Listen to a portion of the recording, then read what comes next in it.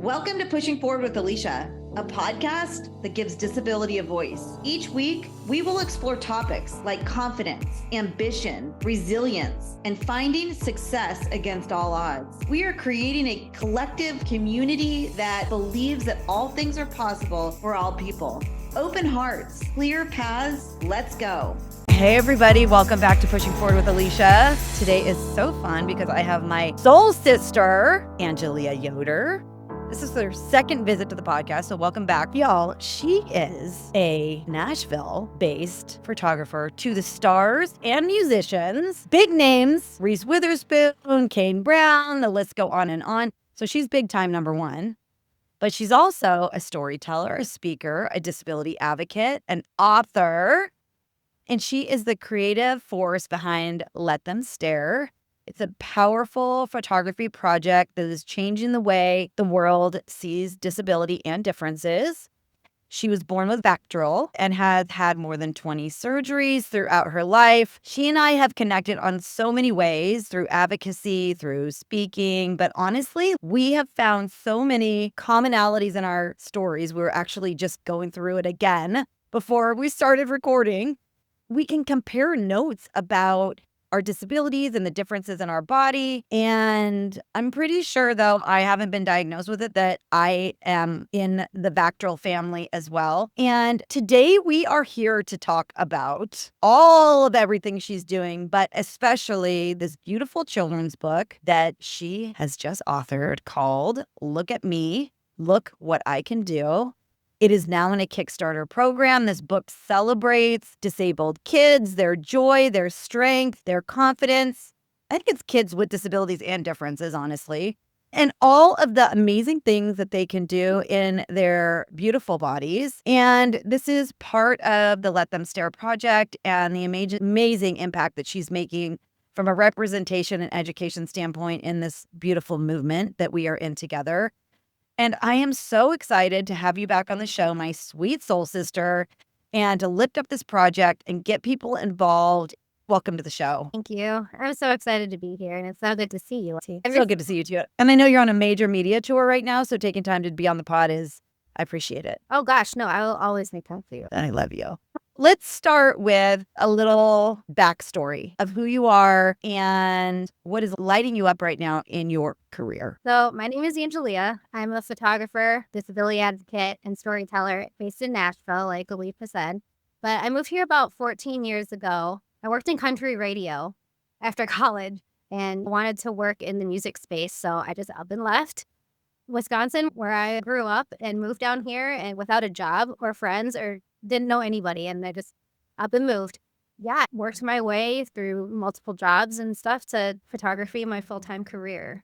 So I'm super grateful to have the opportunities that I've had, but now I'm shifting my career into a more purposeful career. Instead of just doing music or just doing fashion, which I completely love, I want to start doing something that can help people and change the world. So I was born with something called VACTERL Association, and each letter of the acronym stands for an anomaly of the body. And a lot of them are invisible, so you can't see them. It's in the physical eye, but I've struggled so much with those just because you have to carry it mostly alone. Instead of hiding those now, 2 years ago, I started telling that story, and it's become so liberating, and it's helped others, and it's launched myself into this project called the Let Them Stare project. And the first phase is a children's book. So I love that. I want to talk about the children's book, but I want to just pause there for a minute. And you have grown so much and become so brave since the first time you and I met. Not that you weren't there, but when we first met, we started talking about the VACTERL thing. And the conversation between both of us was like, oh my God, that's part of your body. That's part of mine. Oh my God, I can't believe that we have that in common. That is, wow. And we both kind of connected the dots and we go, should we talk about this on the podcast? And you weren't there. I definitely wasn't there.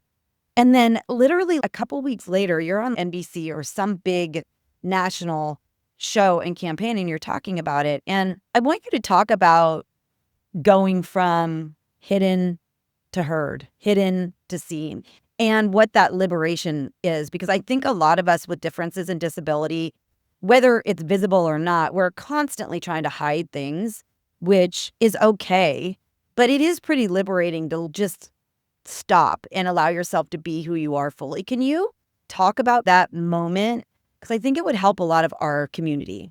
Yes, absolutely. So after we talked, yes, I went on Good Morning America to talk about the project and a little bit about my story. And 2 years ago, I had not told anybody about the complexities of VACTERL. I've talked about scoliosis. I've talked about having one kidney and a little bit of a limb difference, but I've never talked about the anal rectal malformation or the urinary differences that are in VACTERL. When that Good Morning America segment aired, or they told me, hey, this is going live in a half an hour, I actually had a panic attack right before it aired because my mind went back to elementary school, middle school, high school, college, and all of the comments and the jokes and all the feelings that came with being made fun of or feeling like belong or embarrassment and humility. All those feelings came back, and I thought that was going to be what the world saw again is, ew, gross, or this girl's got so much this gross stuff going on. But it wasn't. It was overflow of positivity and acceptance. And so from a panic attack, it actually went to a lot of crying, but positive crying of, oh my gosh, people actually accept this. They love it. And they love me for who I am. So it was truly liberating. Talk about what VACTERL is a little bit for those. And your Good Morning America interview really explains all of this so well. So everybody go check out Angelea's website and social media to really learn about her story. And we're going to leave all the links in the show notes. But will you give just a little bit of rundown of what it is? Because the hiding is a place that I've been into my whole life, for sure. And when you say things like, oh, people are going to think I'm gross, or they're going to think this is weird, or this is like way too out of the box, I dealt and deal with all of those things myself. And so can you just paint a little picture of what it is to explain that piece? Yes. VACTERL, also known as Vater syndrome or Vader syndrome. People interchange the sayings. VACTERL, I'm going to go through the acronym. So V is vertebrae, A is anorectal, C is cardiac, T is tracheal, E is esophageal, R is renal, and L is limb. And they did recently add a G to that for gynecological differences, but all of those letters stand for different organs and anomalies. So a person to be diagnosed with VACTERL, you have to have 3 or more anomalies that fall into those categories. And so VACTERL can look different on every single person. And I think that's why it's not difficult, but it's not known. VACTERL hasn't been known super long, or it's super rare. So V, my story, V, I was born with severe scoliosis and a tethered cord. I have an anal rectal malformation or anal atresia, which means you were born without an opening. So I wasn't able to relieve myself like a normal person would. I had a colostomy bag when I was young, and then had rectal enemas, and now I do a bowel management called the Malone. And it's given me so much independence. It's still not fun. It's a lot of stuff behind the scenes and a lot of just daily keep up. But that's probably the most vulnerable ever to anyone. And it's not accepted by society because, yeah, it's bathroom related. But that was probably the biggest liberation of them all. I'm getting off track, sorry. So C, cardiac, I don't have anything heart related, or T or E.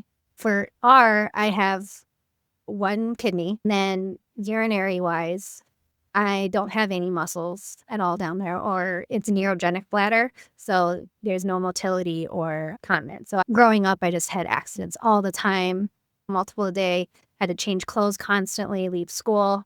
And then now as an adult, just a couple of years ago, I discovered Botox injections, and that's helped so much to change my life. And I haven't had an accident in like 2 years. So that has changed forever. And I'm sure other people have experienced incontinence just as you grow older and stuff. And it's embarrassing. It's humiliating. I think everyone can maybe relate to that on some level.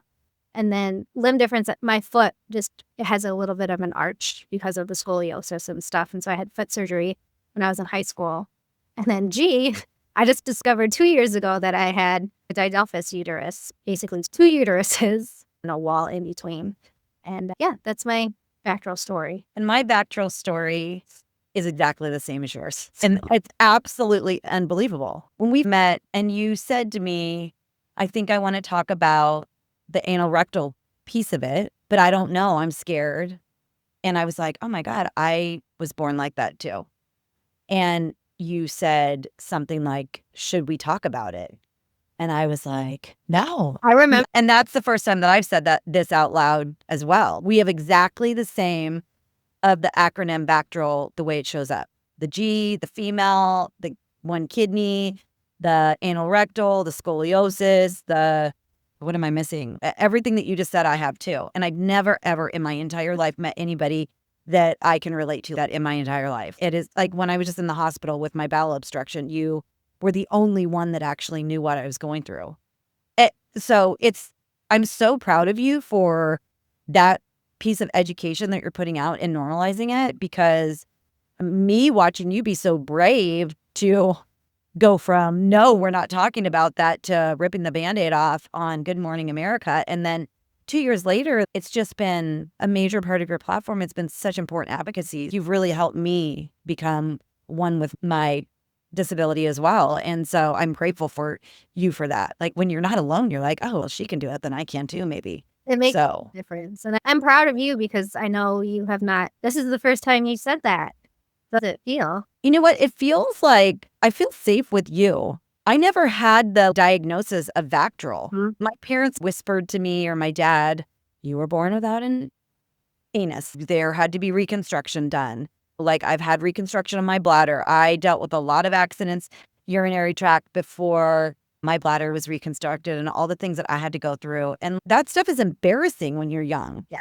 And especially with the anal rectal piece, it's really hard. It's embarrassing. And there's a lot of maintenance and management that has to go along with it, like you're saying. And that causes a lot of extra work and stress and navigation when you're just trying to get through life, go to school, have a job, do all the things. I'm really proud of the advocacy that you're doing and that you're really leaning into it. And it's, I'm sure, helping a lot of people. It definitely has helped me for sure. You've helped. Yeah. I just wanted to say that just because VACTERL does have a really high rate of suicide, and it's really sad, but people carry these things and it's really hard. So it's just, I love finding people who don't let any of this stop who they are and helping others. And I think when I met you, it was like, oh, there is somebody out there who is trying to change the world as well. And maybe they still don't tell others about everything, but they're still trying their best. And I know exactly what you're doing behind the scenes, and it's hard. Yeah. But yeah. I love it. Thank you. And it's just been a really cool experience and very personal to have a friend like you. We just had a moment before we got on where you were talking about the 2 uterus in the wall. And it was the same thing the last time. Oh, I have that too. We're constantly like, oh, wait, I have that too. I don't have any other friends that I can say and relate to that. I just don't. I love it. Anyway, very important advocacy, and I'm very proud of you. Lead, sister, lead. Okay, so I know your journey in this was a lot of the motivation for the Let Them Stare project, and specifically the first piece of the project. And I want you to explain it because I don't want to misarticulate it, but the look at me, look what I can do. Talk about what that piece of the project is, what you've been working on, and where you're at with it, and all the things.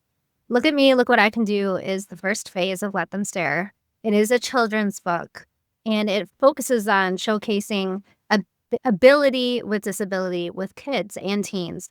So my friend Laura and I met for coffee a few years ago, and we were talking about this idea, and I wanted to do something with Let Them Stare. And she's like, you should make a children's book.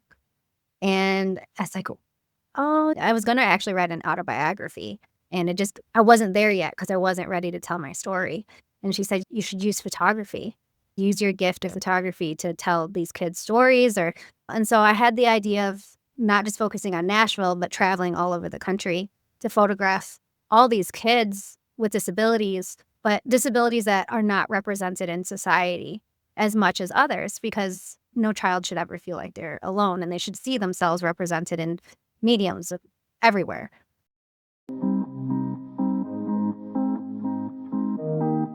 I want to tell you about my friend, Nashville photographer, Angelea Yoder, and her beautiful new children's book, Look at Me, Look What I Can Do. This isn't just a photo book. It is a chance to shift perspectives by celebrating children and teens with visible and invisible differences. Angelea is helping the world see possibility instead of limitation and ability instead of assumption. Join me in helping Angelea bring this beautiful project into the world. Support her Kickstarter today at letthemstare.org.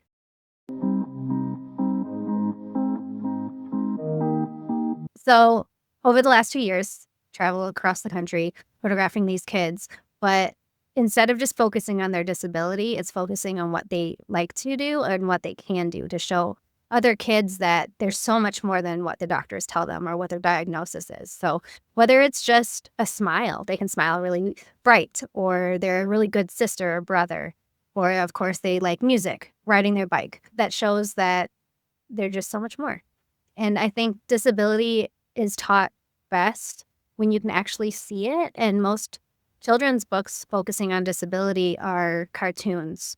And I think just from my experience, it was so much better as a kid when I was able to see in real life or real people. And I think that builds more compassion and perspective as well. I'm hoping that some kid in a waiting room thinking that they're alone in their journey will open up this book and instantly have community, or feel like, oh, I'm not the only kid out there that has a similar journey to mine. And then at bedtimes for other kids who are fully able-bodied to learn about disability and to give these teachers and tools to teach them about real-life kids, but not in a negative way, in a positive way, and that they can do anything. So that book is coming out in July, next month. Congratulations. Thank you. And let's talk about the Kickstarter. Yes, I launched a Kickstarter about a couple weeks ago, and I'm raising $40,000, and that's just to print it. So people ask me, why is it so expensive? It's expensive because, first of all, I'm self-publishing this book.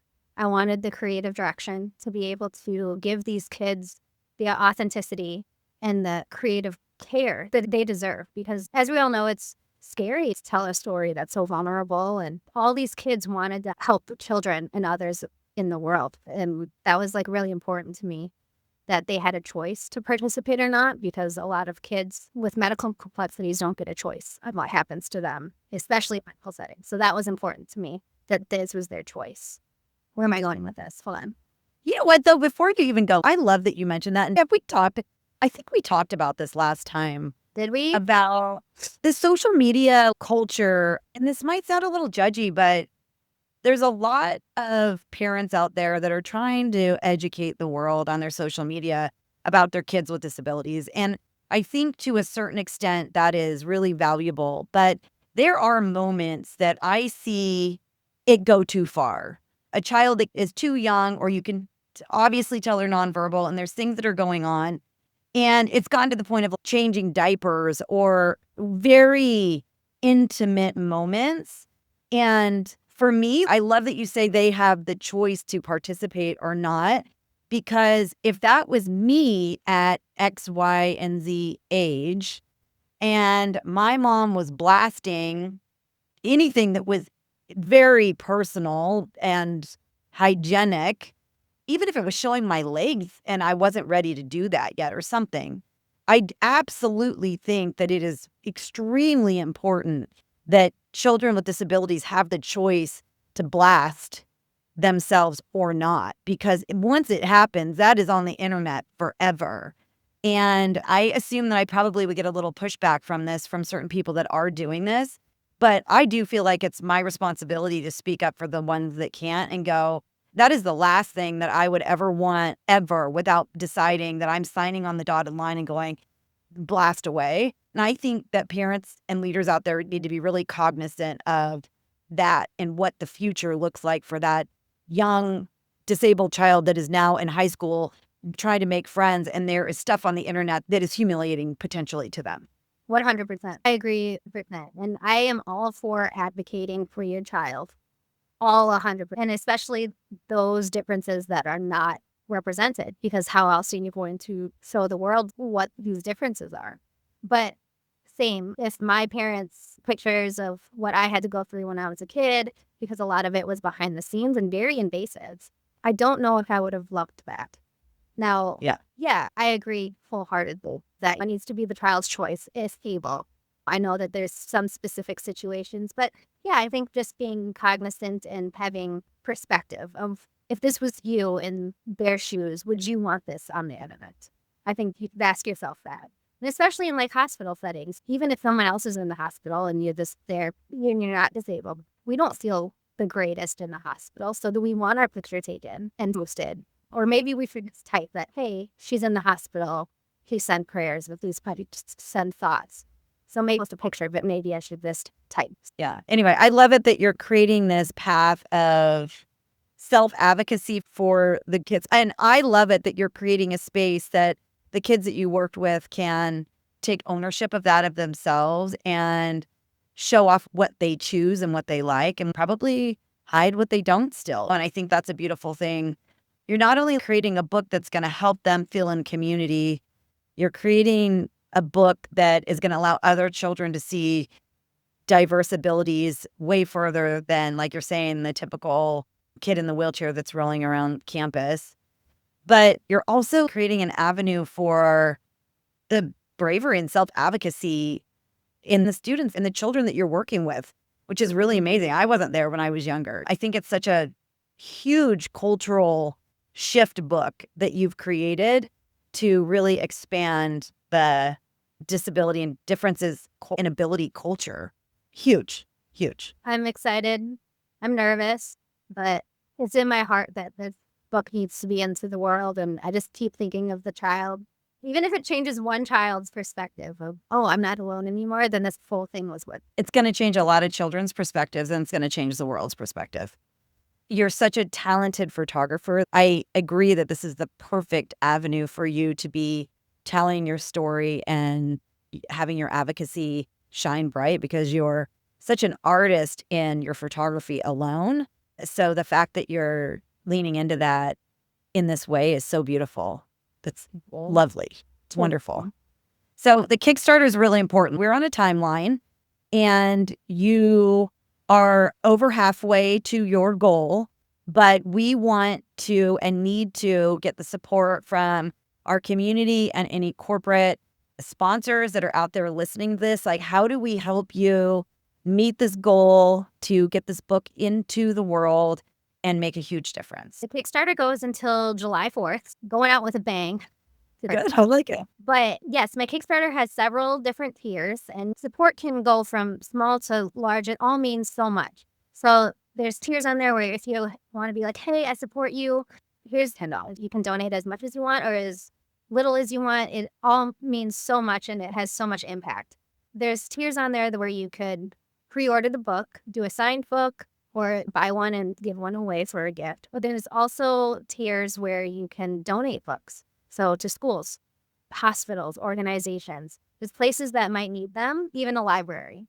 And then there's also tiers where I could come to your school or come to your organization and talk to your kids or even your adults about disability or a little bit about VACTERL or stories. So I think there's a little bit for everyone, but I'm just so appreciative of the support that I've received so far. It's overwhelming. It's stressful. It's eye-opening, but it's been the best experience. So yes, I would love for everyone to support me these last couple weeks, and we're going to get to 40,000. Definitely getting to 40,000 and beyond.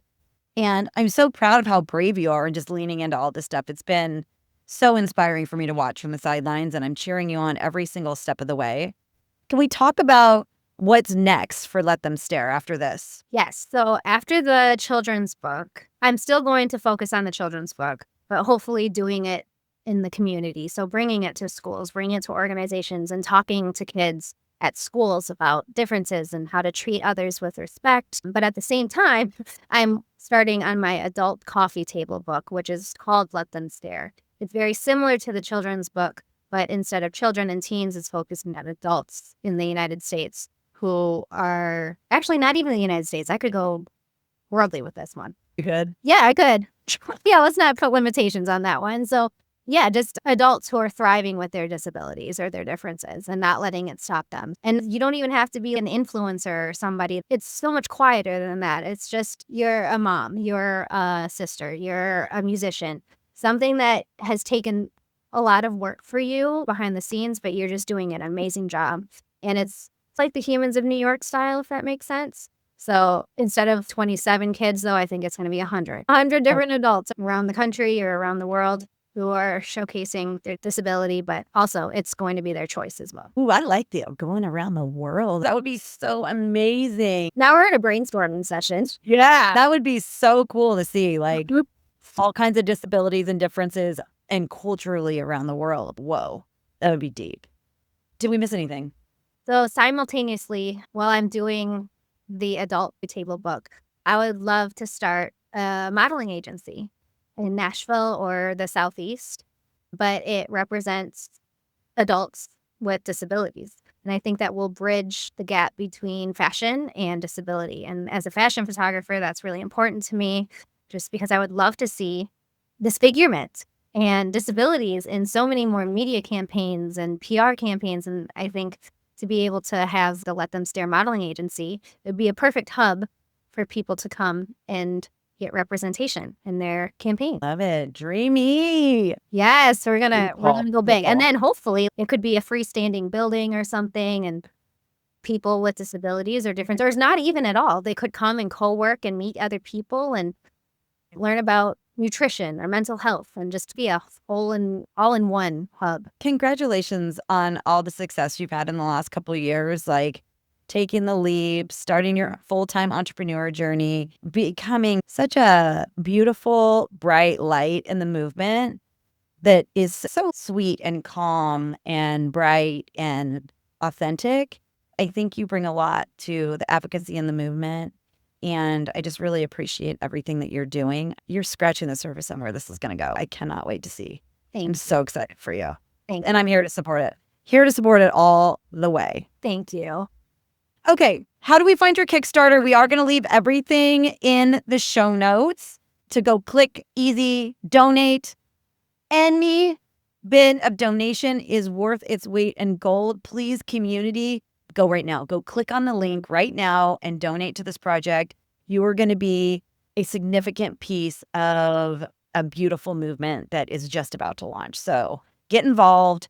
Tell us how to find it. If you go to either my website or the book's website, so probably the easiest would be letthemstare.org.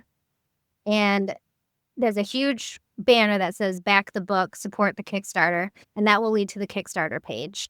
And then you will see all the reward tiers. Okay, again, all those links are going to be in the show notes. I'm so proud of you. Congratulations on getting here. We're in this together. Yes, we are. All right. Thank you so much for coming back to the show. It was so good to connect again.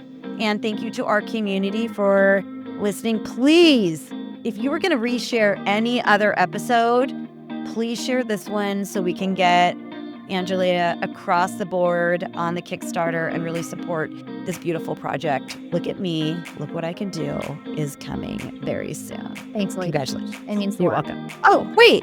Pushing forward moment. I forgot the pushing forward moment. Oh. A little mantra, a little something that you live by, some motivational something to give away to our community. Can it be as simple as let them stare? As it can be. Let them stare. Absolutely. Yep. Okay. Pushing forward and let them stare. All right. We'll see you next week. Thank you, everybody. This has been Pushing Forward with Alycia and Angelea, and that is how we roll on this podcast. We will see you next week.